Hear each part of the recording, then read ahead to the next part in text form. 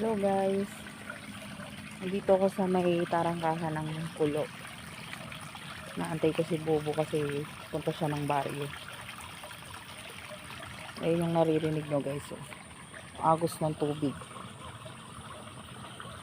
Kung dati walang tubig, ngayon napakalakas na ng tubig. Kaya sagana na yung mga nagsasaka dito. Ayun, malinis na yung kanilang bukid. Pakita ko lang sa inyo guys yung mga mangga rito. Napakalaki ng mga puno. Nung nag-harvest sila dyan guys, sobrang dami nilang na-harvest. Siguro mga 50 bucks yung nakuha ng may puno. Ayun, napakalaki ng mga puno.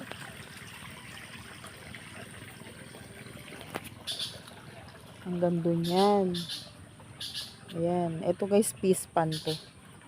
Fish pan. May konting tilapia, may konting hito, bulig, nagsama-sama na. Tapos ayan, kumapal na yung kangkong. Ayan yung paligid. Kulay berde. Ito yung bahay ng tita ko. Ayan. Ayan yung mga puno. Wala nang bunga.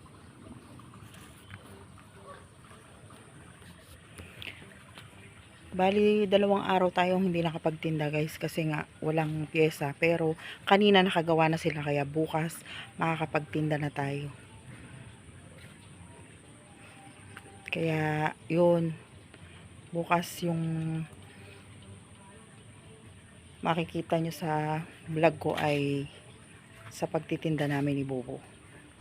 Sana makapanood pa rin kayo.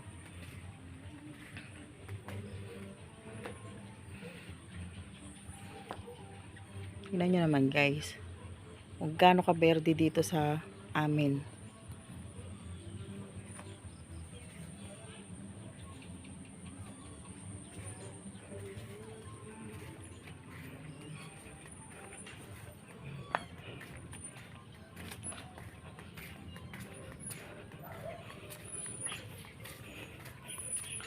Pakita ko lang sa inyo yung mga halaman ni tatay. Napakarami niyang ampalaya.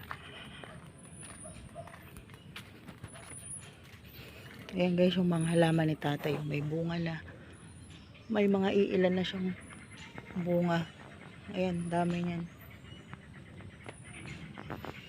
Yung pinagkakalibangan na matanda kahit na medyo mabagal na siyang maglakad.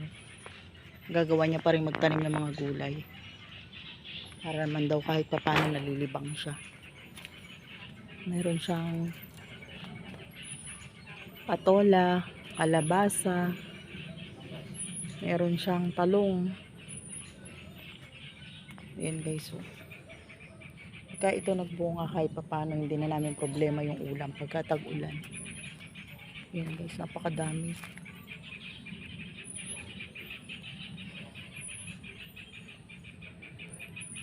Meron din siyang mga okra.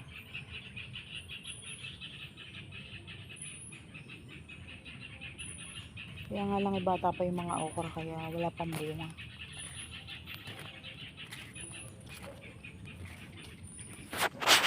Yun lang guys. See you tomorrow. Bye. Thank you.